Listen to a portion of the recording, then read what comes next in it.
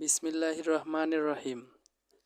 এখন আপনারা যে মসজিদটি দেখতে পাচ্ছেন, এটা চান্দুরা সুবর্ণ জামে মসজিদ। আমরা আজকে চান্দুরা গিয়েছিলাম,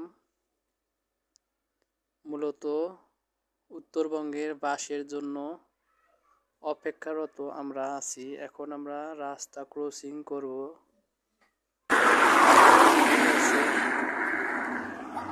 এখন ভিডিওতে দেখা যাচ্ছে আমার ছেলে মোহাম্মদ শিহাব মিয়া, সিরাজুল ইসলাম শিহাব। 1 মিনিট এতক্ষণে 1 মিনিট